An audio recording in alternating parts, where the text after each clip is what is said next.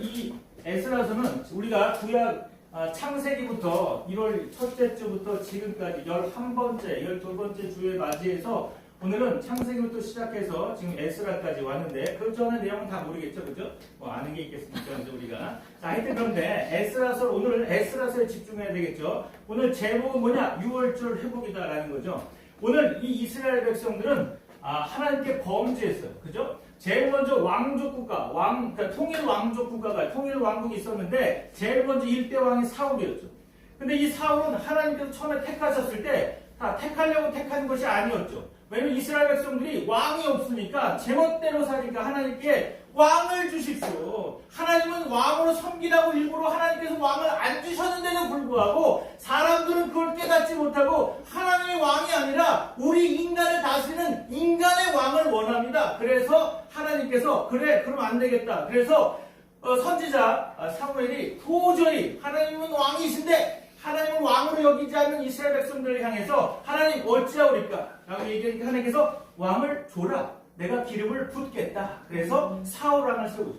이 사울왕은 처음에 늠름하고 아주 멋있었는데 문제는 하나님의 성령이 떠나고 나니까 점점 불안과 초조, 두려움이 있어서 이스라엘 백성들을 잘 거느리지 못했다는 거죠. 그리고 나서 두 번째 하나님께서 다윗에게 기름을 부었습니다. 그 다윗이 기름을 붓고 나서 너무 좋아서 하나님께 늘 찬양하고 하나님의 성전을 늘 갈구했는데 하나님, 내가 하나님을 너무나 사랑합니다. 내가 성전을 짓겠습니다. 그러니까 안 된다. 네 손에 피가 너무 많아. 그래서 성전을 지을 수가 없어. 네 아들 때에서 성전을 짓게 하겠다. 그래서 그 다음 아들 솔로몬이 왕이 되고 나서 하나님의 거룩한 성전을 짓게 되죠. 그리고 성전을 멋지게 짓고 나서 그 다음에 문제가 뭐냐? 하나님께 구할 때 하나님 나에게 지혜를 주십시오.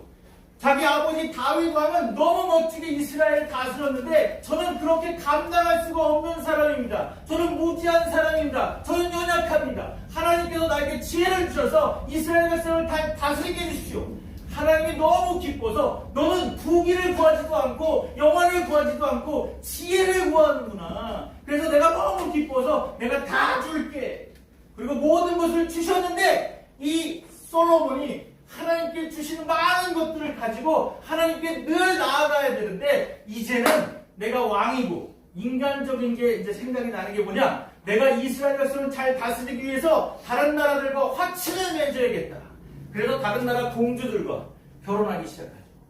근데 한두 명도 아니고 1000명과 결혼을 했는데 이 1000명 결혼하는 결혼식만 해도 1000일인데 3년 반 동안 결혼식만 하면 그죠? 엄청나게 많은 결혼을 했는데 불구하고 왜 결혼했냐? 하나님을 두려워하지 않고 하나님께서 이스라엘 백성들을 케어하신다는 걸 생각하지 못하니까 내가 어떻게 이스라엘 백성들을 다스릴 것인가? 하나님이 주신 지혜를 가지고 무엇을 할 것인가? 하나님께 구하지 않고 자기가 할 수 있는 방법이 뭐냐? 결혼해서 많은 나라들과 화친을 맺으면 이제는 이스라엘은 아무 적들로부터 공격을 당하지 않고 이제 좋은 나라가 될 것이다. 태평성대가 될 것이다. 자기 생각에 1000명과 결혼했는데 그 결혼을 했던 그 여자들이 올 때 그냥 오는 게 아니라 종교를 가지고 왔어요. 우상들을 가지고 왔어요. 그래서 많은 산당을 지었어요. 그리고 우상 숭배를 할 수 있도록 하고 많은 제사장들을 고용해서 많은 사람들에게 이제 복음이 아닌 우상 숭배를 가르쳐 왔다는 거죠. 하나님의 기분이 되게 날 거죠. 그래서 하나님의 방법이 뭐냐? 안 되겠다. 쪼개야겠다. 나누어야겠다. 그래서 나눈 게 뭐냐면 바로 하나님께서 안 되겠다고 나누었는데 북쪽에는 이스라엘 10지파가 가서 이스라엘을 만들고 남쪽에는 12지파 중에 2지파만 밑에 내려가서 유다를 만들었는데 북이스라엘의 왕들은 19왕이 있었는데 그 왕들이 하나같이 하나님을 섬기는 놈들이 하나도 없어서 결국은 빨리 망했죠. 722년 935년에 분열이 돼갖고 722년 만에 망한 거예요.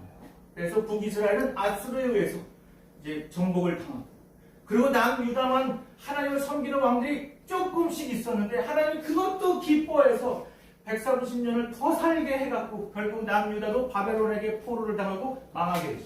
놀라운 것은 예레미야 선지자를 통해서 하나님께서 예언하신 게 뭐냐면 너희들은 하나님을 섬기지 않았기 때문에 결국은 포로로 갈 거다. 그런데 70년 만에 다시 돌아올 것이다. 아무도 안 믿었지만 몇몇 사람들은 그것을 믿고 기다렸다는 거예요.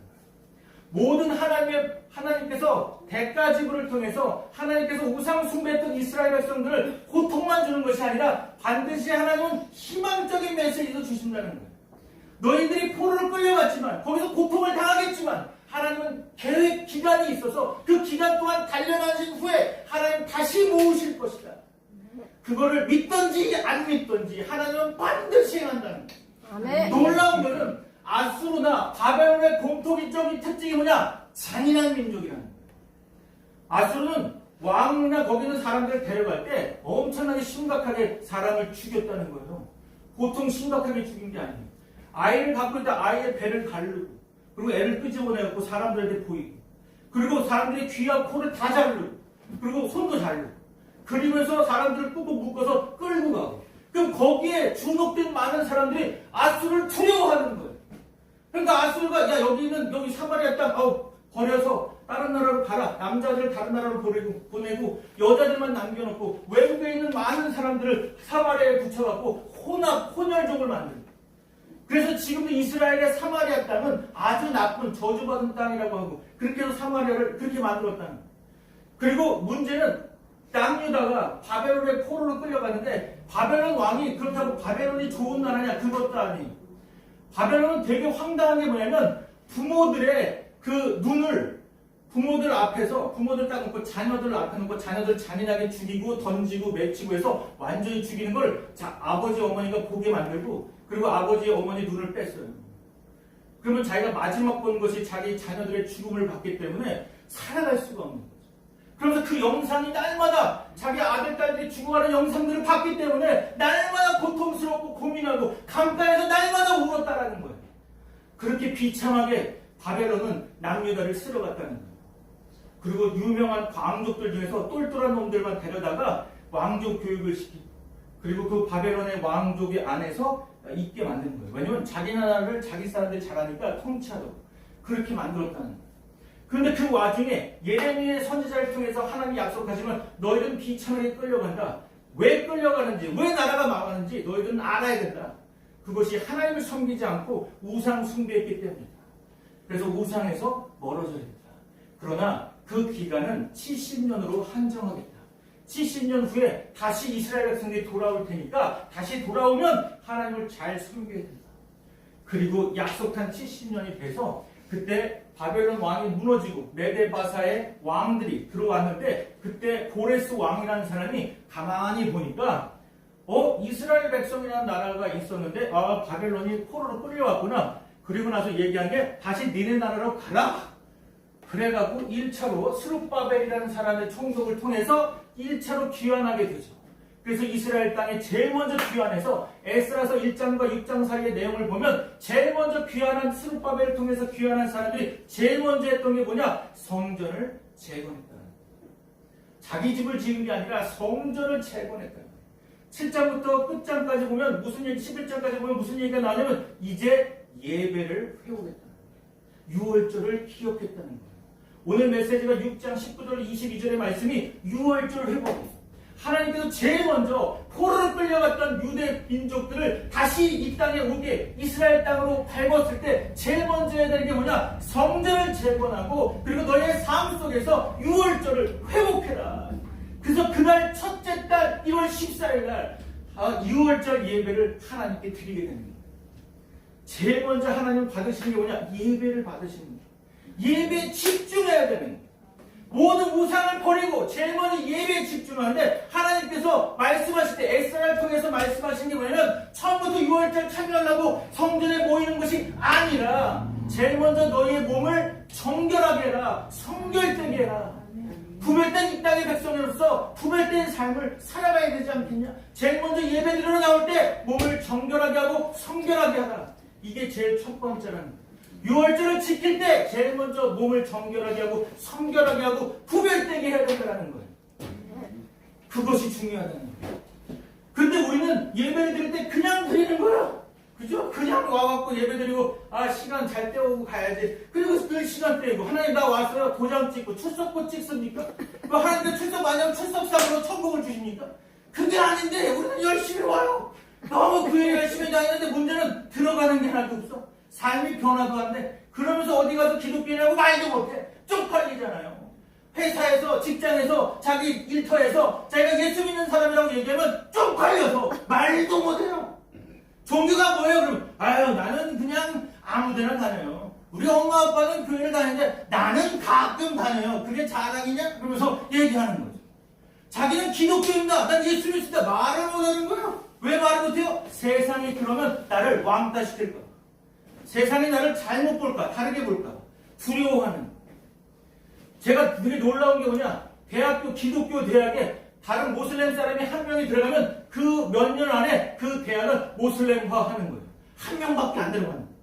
기독교인이 수천 명이 있어도 한 명의 모슬렘이 들어가면 끝나는 거예요. 교회에서 이단이 오는데 되게 두려워해요. 왜냐? 한 명 들어오면 금세 복배가 되니까. 아무도 들어오는 걸 무서워하고 두려워하고 문 닫고 있는 거예요. 이단 절대 들어오지 마세요. 문 닫고 있는 거예요. 왜요? 들어오면 부패됩니다. 그죠? 제가 빵을 되게 좋아하는데 빵을 오래 놔두면 희한한 게 이게 곰팡이가 들어요. 먹고 싶은 빵인데 곰팡이가 있으니까 곰팡이 싹 발라내고 먹어요. 그죠? 그런데 몸이 반응이 이상해요. 화장실 자주 가야 돼요? 아니, 그 좋지 않은 거예요. 이상하다. 곰팡이가 어디서 만들어졌을까? 곰팡이가 어디서 왔지? 뭐 이렇게 고민하고 있는 거예요. 희한한 거예요. 그죠? 어디선가 나타났겠죠? 곰팡이균이. 그래서 곰팡이를 막 쓰는 거예요. 기분이 좀 나쁘죠. 마찬가지예요. 교회에서 곰팡이 같은 존재들이 교회 안에 들어오면 순간적으로 교회가 문제가 생깁니다. 지금 대부분의 대형교회들 문제 안 생긴 게 하나도 없잖아. 왜 세습 체계를 합니까? 그 이유도 상당히 놀라운 이유가 있어요. 왜 아들한테 세습했으니까 물어보면 그런 거죠. 교회 성도들은 많은데 이 성도들이 목회자가 바뀜으로 해서 사람들 나가야 했다. 자기 똘마니 만들었습니까? 자기 똘마니 아닌 사람 나가는 겁니다. 우리가 하나님의 백성 아닙니까? 그럼 하나님의 말씀이 선포되는 곳에 있어야 되는데 아니 사람 목사가 바뀌었다고 나가는 건 뭡니까? 메시지가 안 맞아서 나가는 거잖아요. 은혜가 없어서 나가는 거잖아요. 그죠? 우리는 세습이 중요한 게 아니라 하나님의 말씀이 계속 강단에서 선포되면 나가십시오 그래도 안 나가는 거예요. 어떤 대형교회 목사님 멋지게 유튜브에 얘기하는 거예요. 여러분 가까운 교회로 나가세요. 왜 안 나가십니까? 안 나가죠. 자기 거기에 딱 자기 인생을 걸었는데. 그죠? 하나님 앞에 나오는 자는 제일 먼저 해야 될 건 정결해야 됩니다. 우상을 다 버려야 되죠. 정결한 삶으로 하나님께 나아가는 거예요. 제가 전도를 하다 보니까 제일 정결한 사람이 있어요. 무당들. 무당들 신 앞에 갈 때 꼭 목욕을 예를 해요. 목욕을 딱 하고 나서 꼭 흰옷을 갈아입어요. 그리고 새벽에 와봐요. 귀신 오는 줄 알았어요. 저 귀신 왔다가 깜짝 놀라서 기도를 했어요. 그랬더니 무당이 딱 와더니 깨우는 거예요. 전도사님 메시지 할 시간입니다. 깨우는 거예요. 메시지 할 시간이군요. 그리고 새벽 기도하고 안 가요. 왜 안 가냐더니 메시지 은혜를 받아서 계속 하루 종일 묵상해야 되는데 그럼 니네 집에 가셔서 하세요. 그래도 안 가는 거예요. 왜 안 가는지 모르겠어요. 묵상해야 되는데요. 계속 묵상하는 거예요. 말씀. 이 시대가 지금 묵상과 명상이 싸우는 시기예요.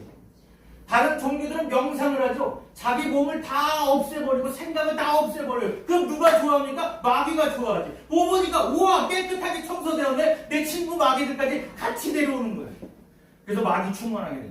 명상이 그런 거예요. 홍콩에 갔더니 명상하는 사람이 되게 많아요. 새벽만 가면 태극권 하면서 음악은 되게 빠른데 몸은 느려. 이렇게 느려. 음악은 더럽게 빠른데 몸은 되게 느려. 그러면서 명상을 하는 거예요. 그죠? 왜 명상해요? 귀신 충만하죠. 이게 명상하는 거예요. 오늘도 귀신이 충만하게 해주십시오. 이러는 거죠. 근데 묵상하는 한국 기독교인들, 그러니까 묵상하는 기독교인들은 뭐냐? 묵상이 뭡니까? 하나님의 말씀을 내 삶에 적용하기 위해서 말씀을 되뇌어서 하나님 이 말씀대로 행하여 주십시오. 하나님께 기도하는 게 묵상인데 명상한테 져갖고 그죠? 명상하는 민족들 가운데 져서 기독교인들이 어디 가서 말도 못하고 있다. 하나님은 구별된 삶을 살기를 원하시는 거예요. 그래서 6월절 하나님께 예배 드리러 갈 때 제일 먼저 정결하라. 구별된 삶을 살아야 되지 않겠습니까? 아멘. 정결이라는 건 늘 목욕만 하라는 게 중요한 게 아니에요. 물 많이 들잖아요. 목욕도 가지가지 샤워만 하고 끝나고 하여튼 가서 정결하게 하나님 앞에 서야 되는 거예요. 두 번째, 예배 집중해야 되는 거예요. 예배 때 다른 생각이 나죠. 왜냐? 마귀가 놀고 있잖아요. 있잖아요. 예배 성공하게 못하는 거예요. 예배 성공하면 인생이 달라질까봐, 하나님 나라가 더 확장될까봐 못하게 하는 거예요. 그러니까 마귀가 오면 옆에 같이 앉아. 내가 출석해서 교회를 갔을 때 앉으면 옆에 마귀도 같이 앉아. 옆에 천사도 같이 있어. 그럼 마귀는 그런 거죠. 야, 예배당에 온 것까지 내가 포기했으니까 한번 이제 내 말을 들어라. 그러면 딴 생각을 하는 거야. 집에 가봐라. 지금 뭐 맛있는 거 있지 않냐? 자, 돼지고기가 너를 부른다. 닭고기가 너를 불러. 그리고 빵이 부패가 될 거야. 계속 얘기를 하는 거죠. 그러면 늘 거기에 생각하고 다 잡생각이 되게 많아. 끝나고 나면 하는 말이, 아, 목사님 말씀에 은혜가 너무 안 됐어. 그래서 난 잡생각을 했어. 아주 정당성이 있는 거죠. 목사님 말씀에 은혜가 안 되니까 자기는 딴 생각이 돼. 그게 무슨 정당성이 있겠습니까? 그죠? 사단한테 친 거지. 그 시간을 사단한테 헌납한 거지. 근데 우리는 예배에 집중하지 않아요. 왜요? 우리 삶이 너무 힘들어. 예배에 온 것도 쉽지 않게 왔는데 여기서 은혜는 주지도 않고 뭘 줄까 기다리고 있는데 아무것도 안 돼. 마음이 평안히 와 있는데 안 와. 오히려 짐이 더 많아져. 교회 오니까 아, 교회에도 해야 돼. 회사에도 해야 돼. 학교에도 해야 돼. 아우, 일이 너무 많아. 그러니까 오히려 더 짐을 더 많이 줘. 내 십자가에 딱 가갖고 하나님 십자가에 내 짐을 다 내려놓습니다. 내려놓고 나서 예배 끝나고 갈 때 하나님 다시 가져갈게요. 다시 또 가져가. 그러니까 문제가 되는 거야. 내려놓을 때 확실히 내려놓아야 돼. 안 내려놓는 거야. 왜냐? 예배에 집중 안 하니까 사단이 계속 몰리다가 결국은 그 시간 다 망가지고 다 패하고 그리고 나서 세상에 나가서 싸우려고 그러니까 세상이 무서운 거죠. 세상에 어떻게 나가겠습니까? 우리 같은 놈이. 그죠? 못 나가는 거지. 세상에 어떻게 나가서 이길 수 있겠습니까? 하나님은 다 이겼다. 세상을 이겼다. 그렇죠. 예수님이 이겼는데 나는 못 이겨요. 난 날마다 힘들어요. 그렇지. 내가 너와 함께하겠다. 함께하는데 예수님 가만히 계세요. 내가 다 할게요. 그러면 그게 얼마나 교만이겠냐. 예수님이 하시겠다 그러는데 안 돼요. 예수님 가만히 계세요. 그 왜 믿는 거예요, 예수님을? 예수님이 행동하시옵소서. 시편에 보면 하나님 일어나십시오. 여호와여 일어나십시오. 그리고 하나님께 구했는데 우리는 그러지 않아요. 하나님, 제가 오늘도 하나님의 백성으로서 살려고 하는데 좀 힘들지만 제가 한번 버텨보겠습니다. 하나님 심심하시죠? 계속 바둑이야 놀고 계세요? 계속 그렇게 있는 거예요. 또 하나님 내가 언제 출정할까? 언제 나갈까? 가만히 계세요. 하나님 나가봤자 뭐 됐겠습니까? 이 땅은 나한테 주어진 거라 내가 어떻게든지 버텨보겠습니다. 그러다 버티다가 얻어맞다가 뒤지는 거지. 힘들어지는 거예요. 하나님 하시겠다면 하세요. 그래야 되는데 하나님 잠깐만요. 나에게 능력을 주시면 내가 할게요. 이게 교만이라는 거예요. 하나님 저는 아무것도 할 수 없습니다. 솔로몬이 그렇게 고백할 때 하나님은 엄청난 능력을 주셨는데 하나님 왕이 되어보니까 능력이 있다 보니까 내가 할 수 있어요. 내가 이스라엘 백성을 잘 먹고 잘 살게 할 수 있어요. 왜냐? 결혼 많이 하면 돼요. 모든 나라들과 함께 하면 돼요. 그럼 나는 전쟁도 없는 태평생들을 이룰 수 있거든요. 결국은 하나님을 쫓아가지 않았다. 하나님께 의뢰하지도 않았어요. 성전을 짓고 나서 엄청나게 하나님 은혜를 주셨고 능력을 주셨는데도 불구하고 그 은혜와 능력을 인간적으로 사용하다가 결국 우상이 그 땅에 가득하게 하나님으로부터 크게 버림받게 됩니다. 여러분의 삶을 점검해봐야 돼요. 여러분이 정말 예배 생활을 하고 있는가? 정말 정결 때에 내가 예배를 사모하고 있는가? 그 예배당에 와서 내가 하나님 말씀에 집중하는가? 그리고 하나님 세 번째로 우리에게 주시는 게 무교절 7일을 하나님 주시는 거예요. 무교절은 누룩 없는 떡을 먹어요. 세상에 부패되고 세상에 누룩과 같은 죄 많은 세상 가운데서 구별된 인생을 살아갈 수 있도록 하나님 만드시는 거예요. 누룩 없는 떡을 우리가 취해야 되는 거예요. 우리의 삶을 일주일의 그 언약의 삶을 하나님과 함께하는 동행하는 삶을 살아가셔야 됩니다. 그럴 때 누르고 없는 것, 다시 말해서 세상에 있지만 세상과 융화되지 않고 세상과 합하지 않고 나는 하나님의 백성으로서 이 땅에 살아가야 되는 거예요. 그것이 필요한 거예요. 그런데 많은 사람들은 이상하게 생각해요. 세상이 무섭죠. 왜요? 양의 탈을 쓴 이리가 와서 양을 잡아먹잖아요. 그럼 우리는 왜 당하고만 있냐? 우리도 이리의 탈을 쓰고 이리한테 가야죠. 그 이리의 탈을 쓰고 가갖고 이리 앞에 가갖고 한참 있다가 맨 마지막에 한 명씩 골라갖고 나 원래 양이었어. 너도 양 될래? 너도 양 되고 싶구나. 같이 양하자. 그리고 다시 한번 이리의 탈을 쓰고 세상을 나가야 돼. 이거죠. 뱀같이 지혜롭고 비둘기같이 순결하라 그랬지. 비둘기같이 순결하고 뱀같이 지혜롭고 그렇지 얘기하지 않았어요. 예수님의 말씀은 순서가 중요합니다. 뱀같이 지혜롭고 세상이 뱀과 같거든요. 뱀과 같은 그 세상 가운데 지혜롭게 뱀을 이길 수 있는 지혜가 있어야 됩니다. 그리고 나서 비둘기같이 순결하라. 다시 말해서 내가 누구냐 정체성을 버리면 안 되는 거예요. 요즘에 사람들이 성 정체성까지 버려요. 제가 어떤 분을 전도하려고 애를 썼는데 그분이 끝까지 난 교회 안 다닌다, 예수 안 믿는다 이런 사람이 있었어요. 근데 오늘 갑자기 어디 갔다 지방을 갔다 오더니 저한테 예수 믿고 싶대요. 와우, 하나님께서 어떻게 넉다운을 시켰을까? 내가 몇 년을 고생해도 예수를 안 믿었던 사람이 뭘 봤길래 이 사람이 갑자기 예수 믿는다고 했을까? 그럼 궁금해서 물어봤어요. 아니 왜요? 저도 복음을 전해봤지만 예수 안 믿겠다고 아주 완고하신 분이 어떻게 예수 믿으려고 이렇게 오셨냐? 제가 아무한테나 이렇게 영접기도 시키는 게 아닌데 왜 어떻게 하나님 만나려고 이렇게 작정하셨습니까? 물어보니까 자기 아들이 결혼식이 있다고 해서 울산으로 내려오랬대요. 그래서 그래? 아들 결혼식 때문에 이제 간 거죠. 청첩장은 받지 않았어요. 왜냐면 안 주는 거예요. 돈이 없다고 안 만들었대요. 그래서 그런가 보다 하고 울산을 찾아간 거예요. 그럼 가는데 자기 아들 결혼식인데 옆에 신부가 남자예요. 자기도 남자인데 신부도 남자. 두 남자가 결혼하는 거예요.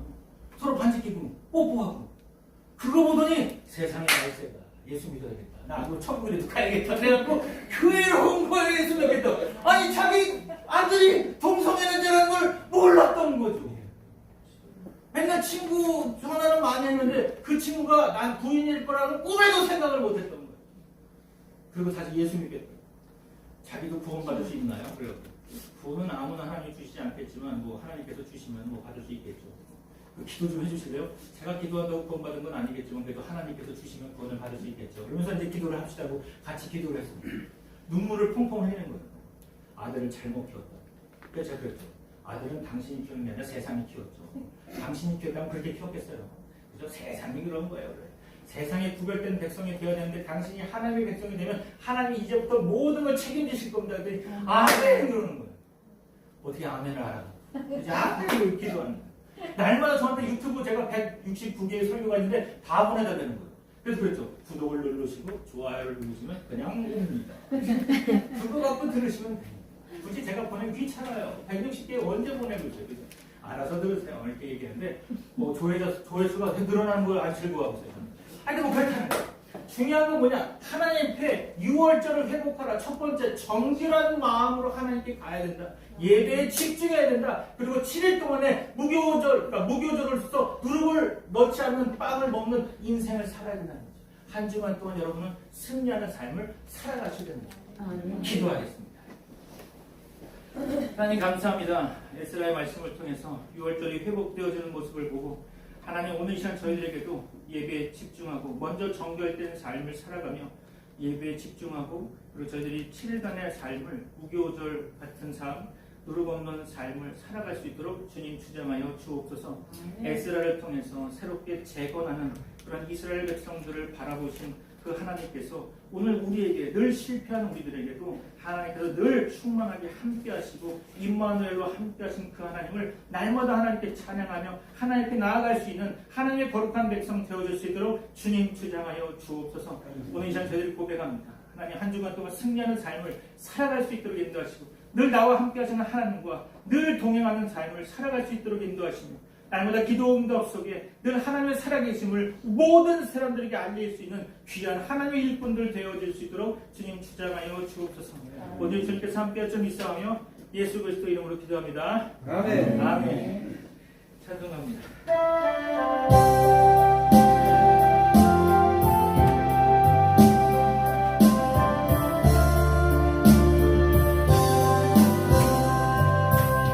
예수를 나의 구주 삼고 성령과 비로소 거듭나니 이 세상에서 내 영혼이 하늘의 영광 누리도다.